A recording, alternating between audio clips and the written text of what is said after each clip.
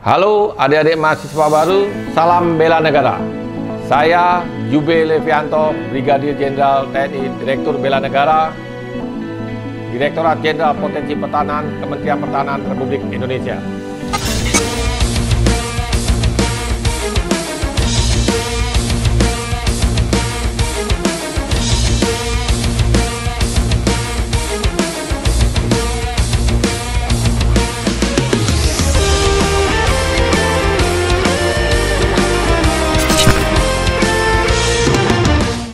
Ada 3 hal mendasar untuk pentingnya bela negara. Yang pertama, apa yang harus dibela?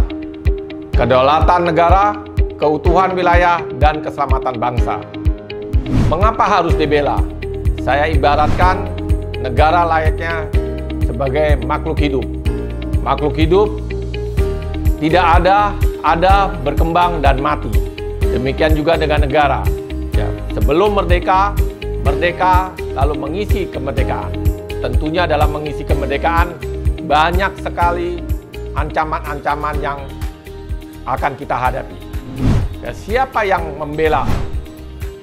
Kita sebagai warga negara memiliki kewajiban untuk membela negara kita, termasuk adik-adik saya dan seluruh masyarakat Indonesia.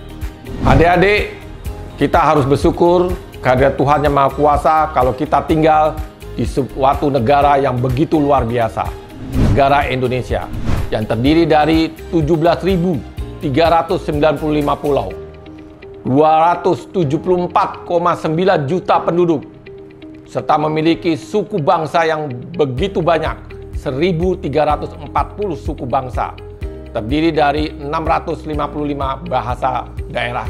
Sesuai Undang-Undang Nomor 23 Tahun 2019, bela negara adalah tekad, sikap, perilaku, serta tindakan warga negara, baik secara perorangan maupun kolektif, dalam menjaga kedaulatan negara, keutuhan wilayah, keselamatan bangsa, dan negara yang dijiwai oleh kecintaannya kepada negara kesatuan Republik Indonesia yang berdasarkan kepada Pancasila, Undang-Undang Dasar 45, dalam menjamin kelangsungan hidup bangsa dan negara dari ancaman.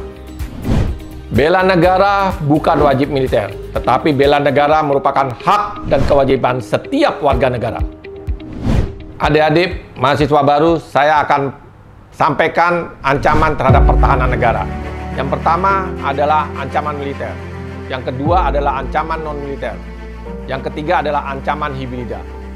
Adapun ancaman aktual yang kita hadapi saat ini adalah seperti pelanggaran wilayah perbatasan, separatis, perompakan, radikalisme, ancaman cyber, terorisme, ya macam-macam bentuk-bentuk ancaman tersebut.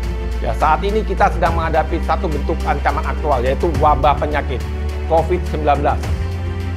Ada ancaman potensial. Ancaman potensial ini berupa perang konvensional ataupun perang terbuka. Ini yang harus adik-adik pahami tentang bentuk-bentuk ancaman terhadap pertahanan negara. Adik-adik mahasiswa baru, saya akan perkenalkan dinamika perjuangan Negara Kesatuan Republik Indonesia. Ya, diawali dengan Pergerakan Nasional Budi Utomo tahun 1908, dilanjut dengan kegiatan Sumpah Pemuda, Kemerdekaan RI, ya, ada agresi militer Belanda pertama, kedua, ada serangan umum, ya, ada kegiatan Konferensi Meja Bundar, ya, pengakuan Belanda terhadap kemerdekaan Indonesia. Ya, ada ancaman G30 SPKI, ada Timur-Timur lepas, ancaman kedaerahan, Sampit, ya, lepasnya Sipadan Ligitan, semuanya bentuk-bentuk ancaman yang ada di Negara Kesatuan Republik Indonesia. Adik-adik sekalian, kita sekarang sedang menghadapi ancaman non-militer, yaitu ancaman kesehatan, yang kita kenal dengan COVID-19. Tahun 2045, ancamannya adik-adik yang tahu.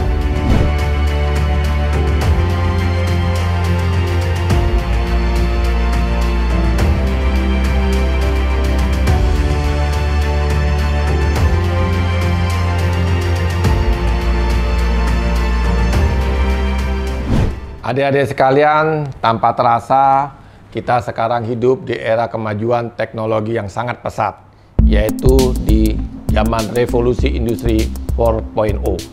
Di era ini kita tidak lepas dari kebutuhan kita sehari-hari, yaitu menggunakan internet dalam kehidupan kita sehari-hari. Adik-adik sekalian, saya akan perkenalkan salah satu bentuk ancaman, yaitu perang modern. Ya, salah satu contoh yaitu dengan proxy war, di mana negara yang berkuasa, negara yang kuat, memperdaya negara-negara yang lemah. Metodenya bagaimana? Yaitu dengan mencuci otak, brainwashing. Ya, bagaimana mempengaruhi seseorang agar mereka melakukan keinginan sesuai dengan kehendak lawan. Ya, menanamkan doktrin, mengubah strategi, ya, mengubah ideologi, mengubah paradigma, mengadu domba, ya, adanya intoleransi, teror. Ya, ini cara-cara yang diberikan oleh negara kuat ya untuk memperdaya negara yang lemah. Ya, ada juga separatis, teroris, ya, macam-macam, ya, Ipolek Sosbud, ya, ujung-ujungnya adalah ingin menguasai Indonesia. Bagaimana polanya, metodenya?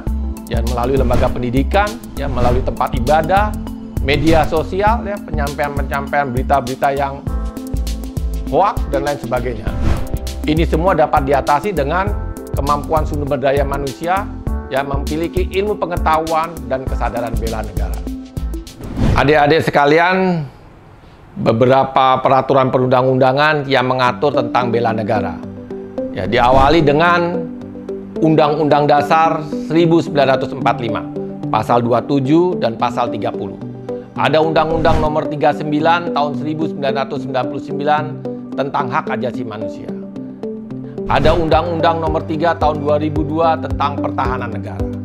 Dan yang terakhir yang baru terbit di tahun 2019 yaitu Undang-Undang Nomor 23 tentang pengelolaan sumber daya nasional untuk pertahanan negara. Di bab 2-nya ada bela negara. Keikutsertaan warga negara dalam usaha bela negara dapat dilaksanakan melalui 1. Pendidikan kewarganegaraan, melalui pembinaan kesadaran bela negara dengan cara 5 nilai dasar bela negara.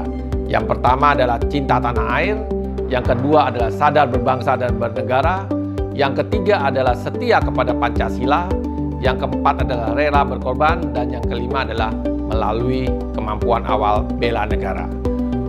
Untuk lingkup pendidikan saat sekarang ini kita sedang laksanakan. Yang kedua adalah pelatihan dasar kemiliteran secara wajib bagi calon komponen cadangan yang telah memenuhi syarat. Ini sifatnya juga sukarela.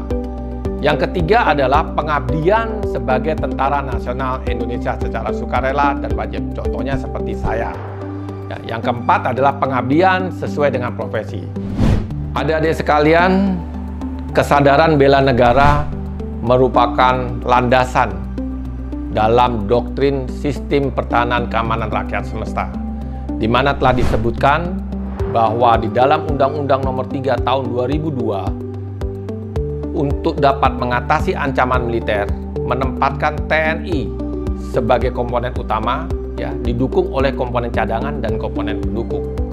Dalam mengatasi ancaman non-militer, menempatkan kementerian di luar bidang pertahanan sebagai unsur utama, ya, didukung oleh komponen bangsa lainnya.